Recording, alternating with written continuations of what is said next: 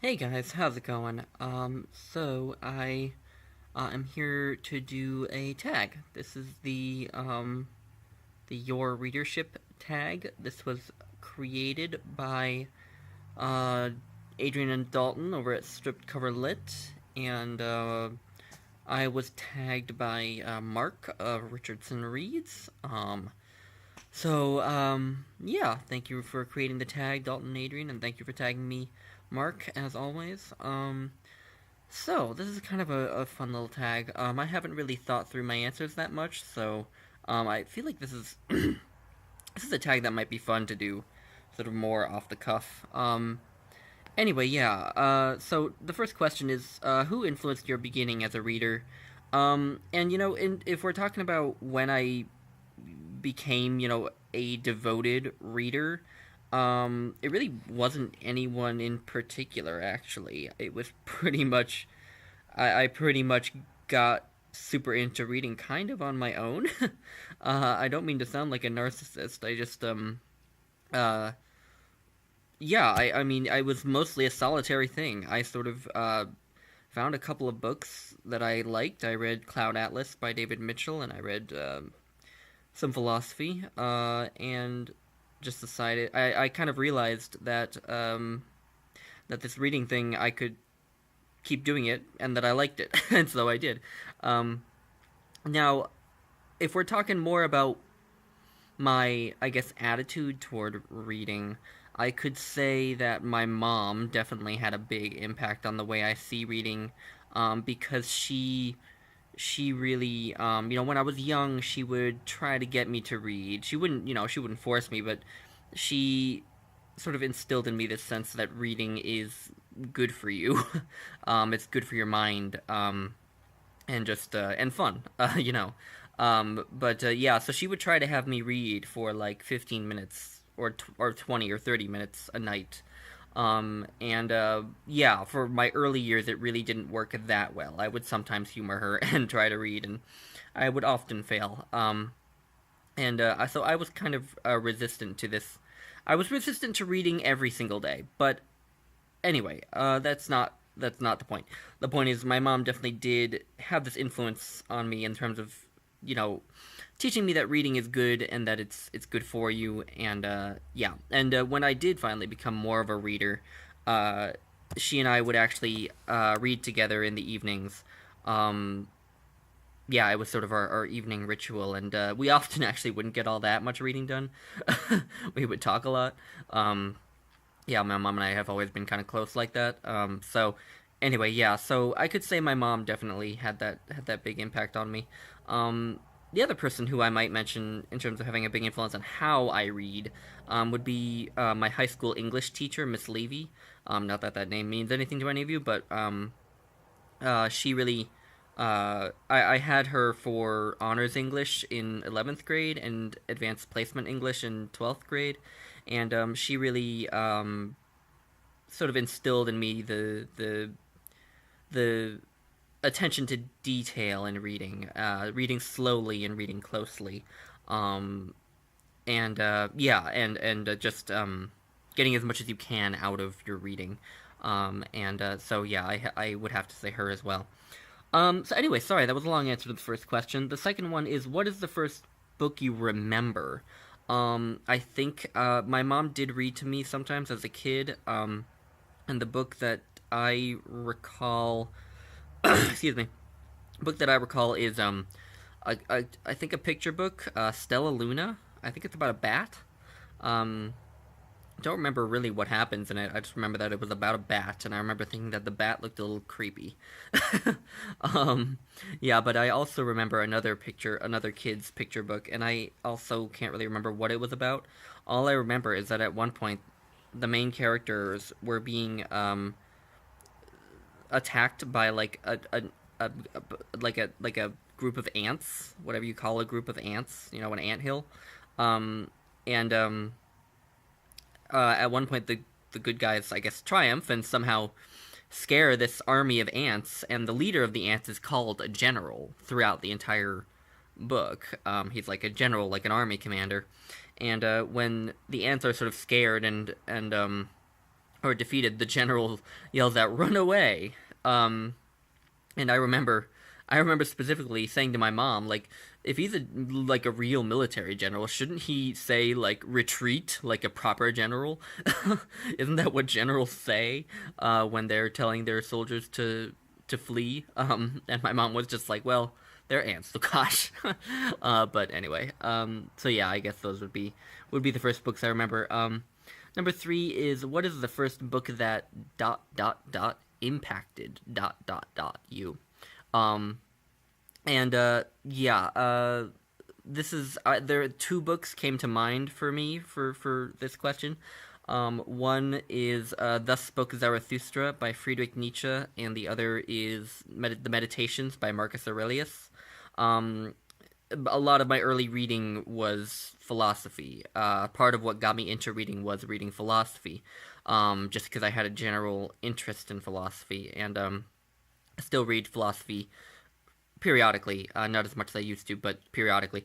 Um, and yeah, so Marcus Aurelius probably had a bigger influence on sort of how I approach the world. Stoic philosophy, I think, has a lot of wisdom in it about how to approach life, and yeah, and I think that that book had a bigger impact on just how I approach the world myself. Whereas I think Thus Spoke Zarathustra had a bigger impact on uh, how I think about religion, and how I think about self love. I think because I think a lot of Nietzsche's philosophy is about self esteem, not narcissism, but just self esteem. Um, and a lot of it is also obviously a critique of Christianity, which I found very interesting. And up to that point, I had sort of been vaguely sympathetic to Christianity, and I still am largely, but I also was given a more complex view of it by Nietzsche's critique of it, and so it was big for me. So yeah, I would say those two. I know that that's kind of cheating because it asks for one book, but I have to give two. Number four is what author was your first love? And you can probably all see this coming. It is J.R.R. Tolkien, of course. Actually, the first book that I finished by him was not The Lord of the Rings or The Hobbit. It was The Silmarillion. And I have read The Silmarillion like 3 or 4 times now. And I think it's incredible. I think it's one of the great works of literature of the 20th century. And I have since read The Lord of the Rings and The Hobbit, which I still adore The Lord of the Rings. I love the movies based on The Lord of the Rings, and I really need to reread The Lord of the Rings because I read it very piecemeal. I read The Return of the King like almost a year after I read The Two Towers, so like my experience of The Lord of the Rings was very sort of broken up and uh, yeah, fragmented. So I really need to um, excuse me, just buckle down and reread the entire thing all the way through as one novel as Tolkien wrote it. But yeah, yeah, I still love Tolkien. I don't know if he's quite as central for me now as he used to be. I'm not entirely. I've been going through a small, not crisis, but I've been going through a small rethinking of my common assertion that the Silmarillion is my favorite book. Um, there's no clear book to replace it as my favorite book, so it's sort of by default still my favorite book, but I still like, I don't know, I've been questioning that lately. But I still love it. There is a block of prose at one point that is just one of my favorite pieces of prose anywhere. So anyway, yeah, definitely Tolkien. Um, Number five is, what is the one book that's been on your TBR too long? And I actually did think about this question this morning, so I have a relatively easy answer. Um, this would be On the Nature of Things by Lucretius. It's often referred to by its Latin name, De Rerum Natura, and I'm of course butchering the pronunciation, but yeah, this is a long poem, but it's sort of a philosophical poem. It discusses a lot of Epicurean philosophy, and it actually, what got me particularly interested in reading it was that it had a big influence actually on the founding fathers of the United States, on especially on Thomas Jefferson. Um, it sort of has a supposedly has a sort of primitive theory of evolution in it, actually, and also has some things in it that sort of predict modern physics, apparently. So I have heard. Who knows if that's the case or whether that's sort of modern readers reading things into it, but still, it sounds fascinating. So, and it's been on my TBR for years now. I found out about it when I was getting really into philosophy, and I still haven't gotten around to it. But hopefully soon. I do own a copy of it now, so soon, hopefully. Number 6 is, what is your go-to suggestion for a reader? I can't say I have one. Um, yeah, I mean, I don't get the chance to recommend books that often because I don't know that many people who are readers. Not very many. Even a lot of my closest friends aren't huge readers, and those who are readers, um, aren't as sort of devoted to it as we people on BookTube. They obviously do it for pleasure and to learn, but they don't do it quite as incessantly as those of us who are here on BookTube. So I don't get to recommend books that often. And if I were recommending books to people, it wouldn't be. I would not have a go-to. I would base it on how what the person's tastes were, and how I um, perhaps other books that they've read or movies that they've liked or their personality or something, or a nonfiction topic that they want to learn about. Um, so yeah, I don't have one. But number 7, last question is, what are you currently reading? And bonus, how has literature touched or influenced you? So, what am I currently reading? I just today started to read The Interpreter of Maladies by Jhumpa Lahiri, which I'm buddy reading with Sean the Book Maniac. I also just started to chip away at the Odes and Epodes of Horace. I just found a new translation of Horace while I was at a used bookstore, and this will be the third translation of Horace that I'm trying. And if it doesn't do the trick, other translations of Horace that I've read have been pretty lackluster. And if this one also is lackluster, then I'm probably just gonna accept that Horace is a closed door. That unless I were to learn Latin, I can't read his work. Unfortunately. But then I am also currently starting to chip away at the poems of Propertius, another Roman poet, old Roman love poet. And I've only read a couple, so I don't have that many impressions. But then I've also started to read the Idylls of Theocritus, who's an old Greek poet, who began the sort of pastoral tradition of poetry. And I read the first poem, which was a few pages long, and quite liked it. So, yeah, those are the books I'm reading.